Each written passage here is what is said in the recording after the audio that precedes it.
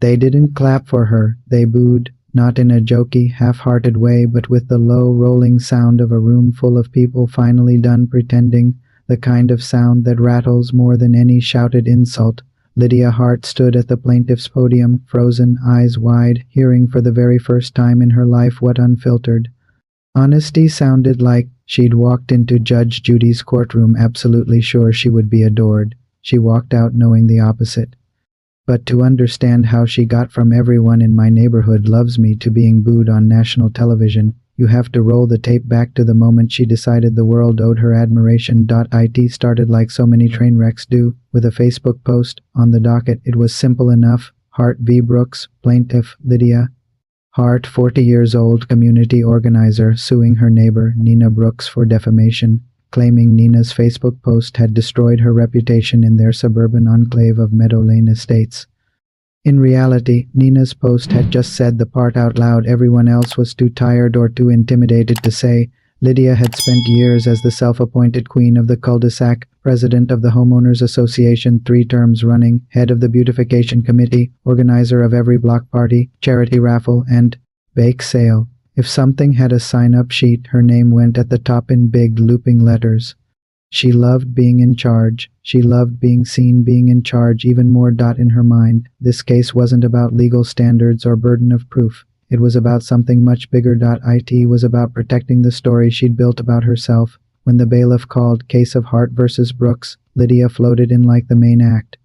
Pastel blazer that caught the lights just right, white blouse, delicate gold necklace, a planner tucked under her arm like a prop.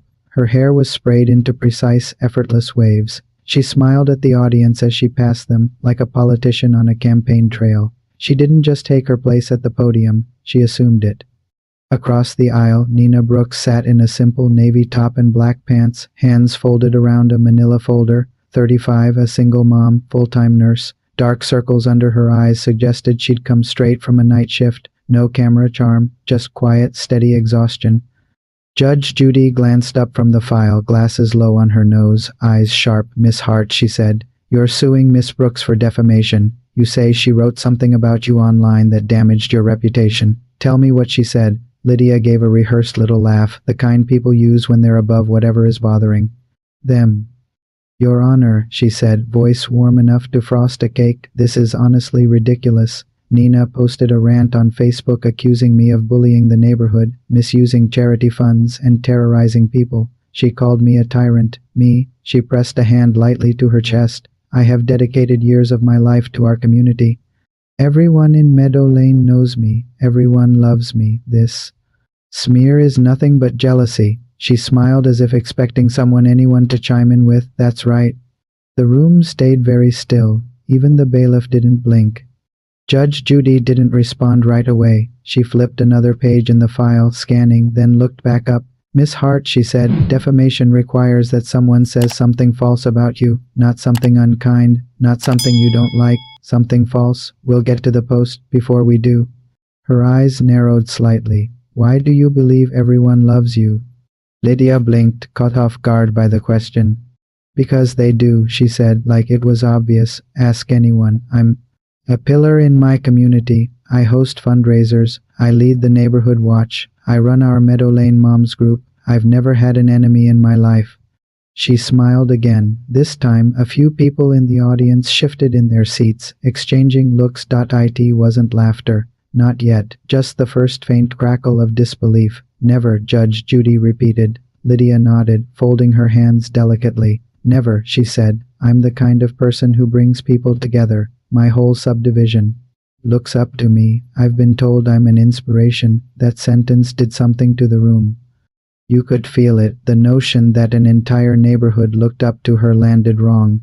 Too polished, too proud, too familiar for anyone who'd ever lived under the tyranny of someone who confuses control with kindness. Judge Judy leaned back in her chair, saying nothing. The camera cut to Lydia's face, catching the little self-satisfied smirk that flickered there as she mistook silence for agreement. "I'm a positive influence," she added, tilting her chin. "People need that these days." From somewhere near the back, someone coughed a short, disbelieving sound. A man in the second row glanced at his wife. She rolled her eyes. A faint snicker slipped out. Lydia's head turned, startled. She forced a laugh. I guess people here know me too, she joked weakly. And no one laughed with her. If you've ever watched someone talk themselves right off the pedestal they built, you know that eerie feeling when the room shifts, when the performance doesn't quite land, when the audience doesn't fall in line. That's where we were. Lydia just didn't know it yet. Judge Judy did. She'd seen this type more times than she could count. The smiling monarch of a tiny kingdom, convinced her demands were standards, her gossip concern, her control leadership, and she knew exactly how to let reality do the heavy lifting. The more Lydia talked, the clearer it became that she wasn't really answering legal questions. She was delivering a brand pitch. Your Honor, she went on, I've organized coat drives, book swaps, school supply fundraisers. When a neighbor's house caught fire last year, who was there with blankets and coffee? Me. When the city dragged its feet fixing the streetlights, who called every day until they listened? Me. I'm always the first to show up. She wasn't wrong about that last part. She was just wrong about why she did it. Judge Judy listened, pen hovering, expression neutral. Every so often she slid in a question so small it almost went unnoticed. And these events, she asked at one point, do you organize them alone? Oh, everyone helps, Lydia said quickly. They all love being part of it. People are happy to follow my lead. Can you name someone, Judy pressed lightly, who organized with you? Lydia blinked. Well, there's Lisa, she said, and I think Mark helped once with the grill at the barbecue, but really people kind of expect me to take charge. It's my nature. She laughed like it was a charming quirk. The room did not join her. The silence that followed wasn't friendly. It sat between her words like a verdict waiting to be read. Across the aisle, Nina watched, the faintest trace of something like relief in her eyes.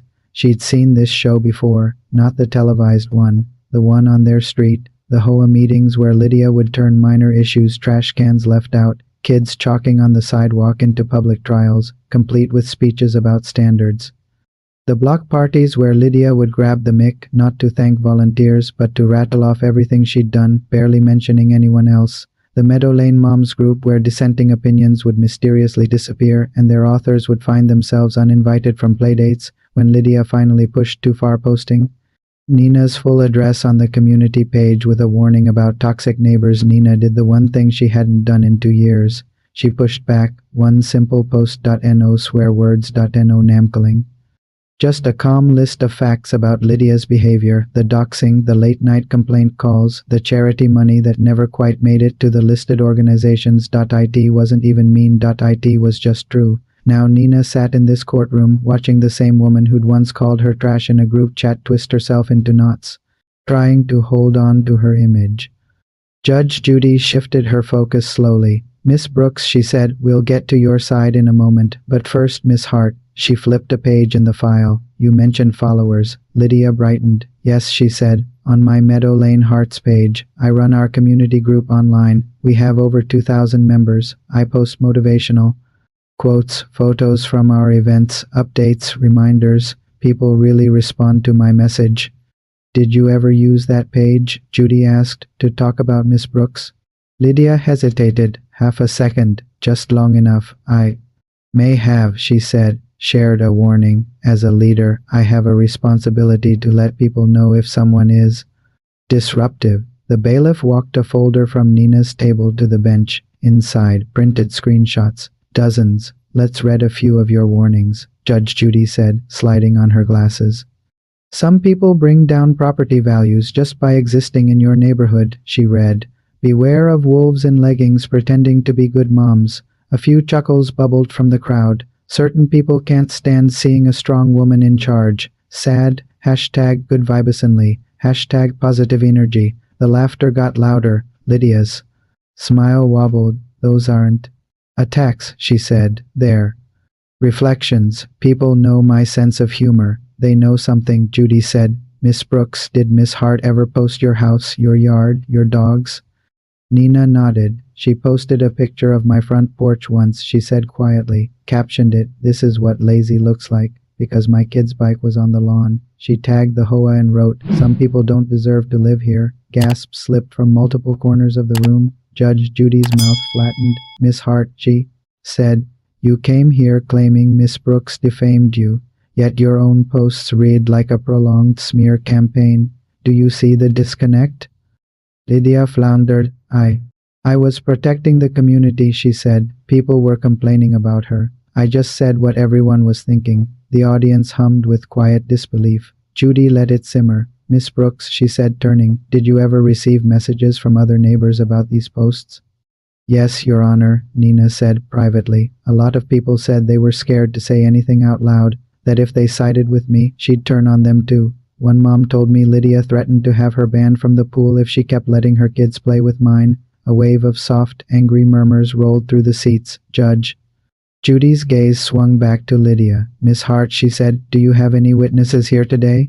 Anyone willing to testify under oath that your reputation has been damaged by Miss Brooks's post?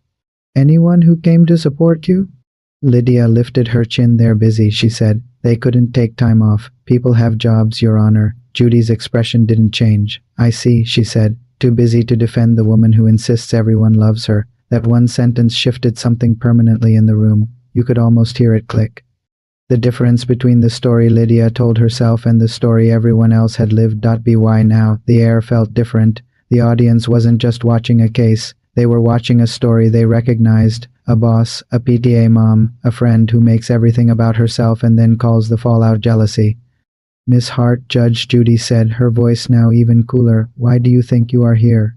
Truly, not the legal answer, the real one. Lydia frowned, confused. Because she lied about me, she said. Because I have a right to protect my name, my brand. When you do as much good as I do, people target you. That's the price of leadership.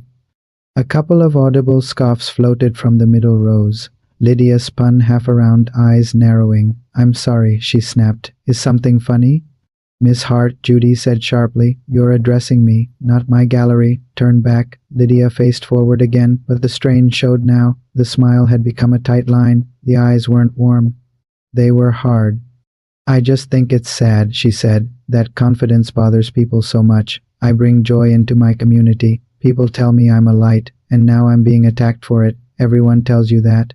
Judy asked, eyebrow arching. Yes, Lydia said, her conviction surging back. Everyone loves me, my neighbors, my followers, my church. People look to me for guidance. That sentence made the back corner of the courtroom crack, literally.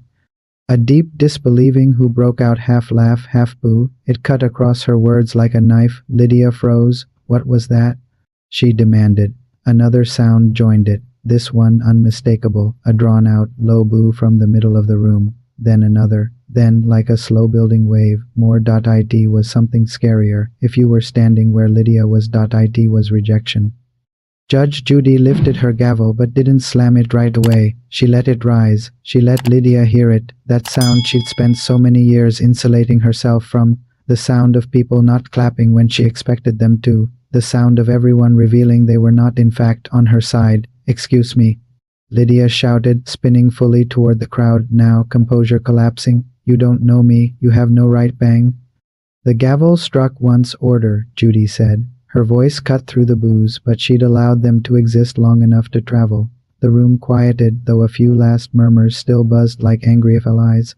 Miss Hart, Judy said, tone cold and precise. Turn around and face the bench. Lydia did, chest heaving. You claim everyone loves you, Judy continued. What you just heard is a sample size, call it. Early feedback. A few people couldn't help it. They laughed. Lydia's eyes brimmed. They're just jealous, she said hoarsely. They're being manipulated. People twist what I do. They don't understand how much I give. Miss Hart, Judy said, what I hear in this room is not jealousy. It's exhaustion. The words landed like a stone tossed into a still pond. Nina staring down at her hands, shoulders slowly relaxing. Audience members, some nodding, some leaning forward. Lydia, blinking fast, shaking her head. I didn't come here to be insulted, she whispered. You came here, Judy replied, her tone softening just a fraction too. Have your fantasy validated, to get a television judge to say, yes, Miss Hart, you are beloved and this mean woman wronged you. That's not what's happening. She paused.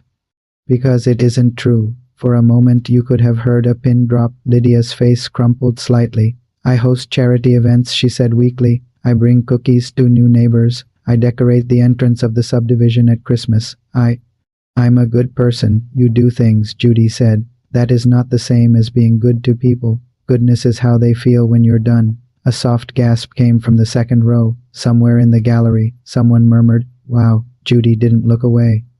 "Tell me something, Miss Hart," she said. "In all your posts, in all your speeches, in all your community updates, how many times have you admitted you were wrong?" "Once? Ever?" Lydia opened her mouth. Nothing came out. "That," Judy said, "is what people are booing. Not your bake sales, your inability to see anyone but yourself, your willingness to blast a neighbor's name online, then cry defamation when the truth about you finally gets written down." Lydia's eyes filled now, tears slipping past the mascara. "I didn't mean to hurt anyone," she whispered. "That," Judy replied, "is the first honest thing you've said all day." Judge Judy let the rawness hang for a moment. When she spoke again, her voice wasn't angry. It was final. "Here's where we are, Miss Hart," she said. "You've brought a defamation case. You have presented zero credible evidence that Miss Brooks said anything untrue about you. Meanwhile, we have your own words, public posts attacking her character, her parenting, even her home." She turned to Nina. "Miss Brooks," she said, "your original post, did you call Miss Hart names? Or did you describe specific behaviors?" "I described what she did," Nina said. "I wrote that she posted my address, filed multiple false complaints, and that a couple of the charities she claimed we were raising money for told me they never received anything. Do you have those emails?" Judy asked. Nina nodded, sliding a set of printouts forward. "Yes, Your Honor, from the local shelter and the Children's Hospital Foundation." Judge Judy skimmed the responses. "We have no record of a donation under the name Meadow Lane Hearts for the amount listed," she read. "We received a small one-time donation months earlier, not connected to the claimed fundraiser." She looked up slowly. "Miss Hart," she said, "did you ever publish proof of transfer for the amounts you said you raised? Screenshots of receipts? Thank you letters? Anything?" Lydia swallowed. "I posted pictures of the events," she said. "Everyone saw how successful they were. I told them where the money was going. They trusted me. Did you send all of it?" Judy asked. "Every dollar collected."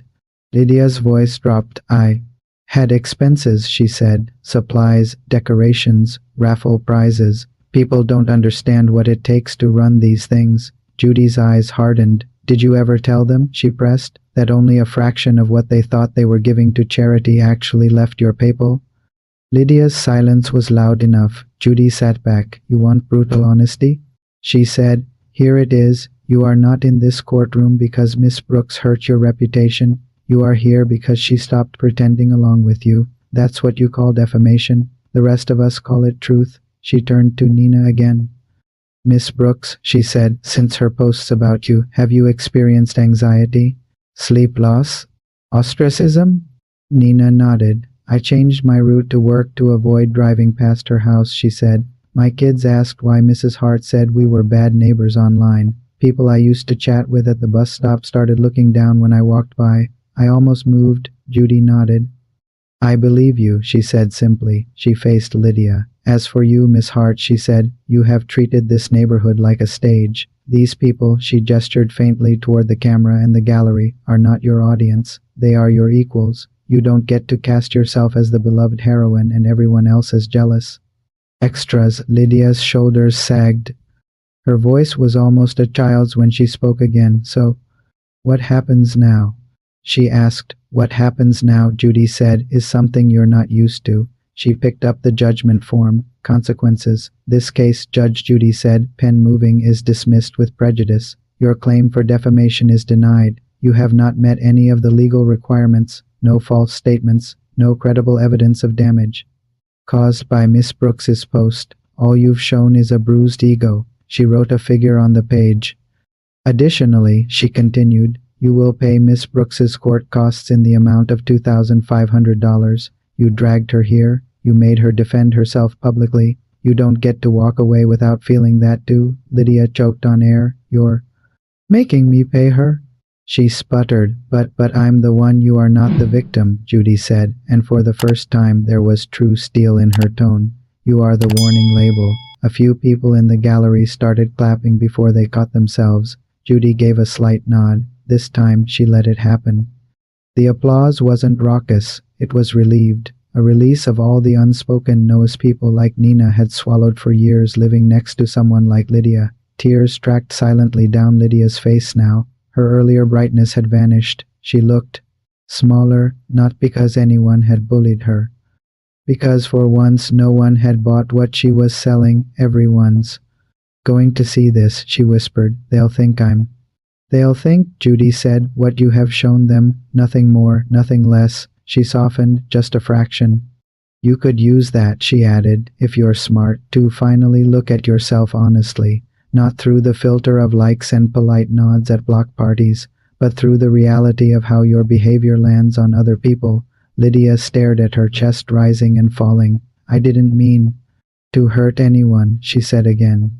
Then start there, Judy replied, and stop. She tapped the gavel lightly against the bench. No more posts about Miss Brooks, she said. No vague quotes clearly aimed at her. No whisper campaigns. No HOA sanctions based on your feelings. You will leave this woman alone, completely, or the next judge you see won't be on television. She raised the gavel higher. Case dismissed, she said. We're done. The gavel hit. In any other room that would have been the end. But this wasn't just any room. This was a room with cameras, and the world was waiting. The episode hadn't even finished airing before the first clip hit social media. It wasn't the whole hearing. Just a clean 20-second slice. Lydia, chin high, saying, everyone loves me. Cut to the audience's low boo. Cut to Judge Judy saying, what you're hearing now is the sound of reality catching up. Loop, replay, comment. Within an hour, it was everywhere. Woman tells Judge Judy everyone loves me. Crowd immediately boos. Judge Judy just gave the hardest reality check I've ever heard. Hashtags crawled up the trending list. Every Anelavism booed in court. Sampol stitched the clip with their own stories. That PTA president at my kid's school who is exactly like this. That manager at work who thinks she's family but spreads rumors if you say no to overtime. That cousin who does charity but never actually gives. The comments section filled with a strange mix of schadenfreude and relief.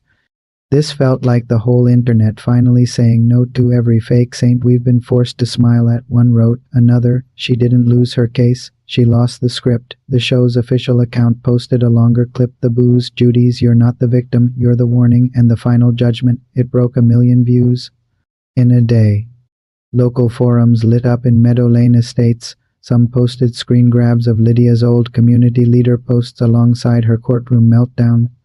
Others shared their own little stories. The time she made a teen cry over slightly tall grass. The time she organized a toy drive and 2 months later was seen selling unopened toys at a yard sale.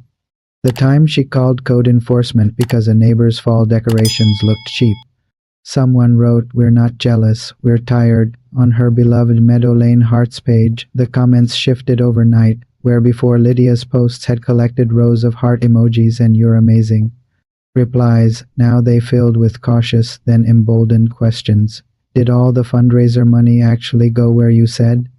Why did you post Nina's address that one time? Why are you still writing vague posts about haters when you just got called out on national TV? Some neighbors defended her. Old loyalties are hard to drop. Others quietly unfollowed. Nina received 36 private messages in a week. Most started the same way. I'm sorry I didn't say anything sooner. She replied to each one the same. It's okay, you see it now. Talk shows reached out to her. She declined. I'm not interested in humiliating her more, she told a producer. I just wanted her to stop. As for Lydia, the woman who'd once strutted into that courtroom looking like she was about to receive a Lifetime Achievement Award, she disappeared from public view for a while. Her page went quiet. Her yard, once decorated within an inch of its life every holiday, sat bare through Halloween. When a local reporter finally caught up with her in the supermarket parking lot weeks later, mask on, hair pulled into a hurried ponytail, no pastel blazer in sight, he asked if she had anything she wanted to say about what happened. She hesitated, staring at the ground. It wasn't supposed to go like that, she said. I thought people would understand me. Do you think you understand them now? He asked. She chewed her lip. Maybe, she said quietly. I should have listened more before I talked. It wasn't a full transformation. Real change takes longer than one soundbite, but it was the first sentence she'd ever said where I wasn't the hero. Back in her chambers, if Judge Judy ever saw that clip, she didn't comment on it publicly. She didn't need to. She'd already said everything that needed saying when the gavel came down that day. Let this be a reminder, she'd told the country. The louder you shout that you are loved, the less you understand what love really is. The internet moved on, as it always does, to new villains, new meltdowns, new lessons. But somewhere in cul-de-sacs and group chats and boardrooms, that clip lingered. The next time someone declared, "Everyone loves me," people remembered the sound that followed in that courtroom. Not applause, not silence, just the long overdue noise of people telling the truth out loud. If you've ever watched someone confuse fear with respect and felt that itch to see them finally hear enough, you already know why moments like this matter. Because in the end, Judge Judy didn't just settle a dispute between two neighbors. She broadcast a simple verdict to millions. Respect isn't a costume you put on, it's the trail you leave behind when the performance ends.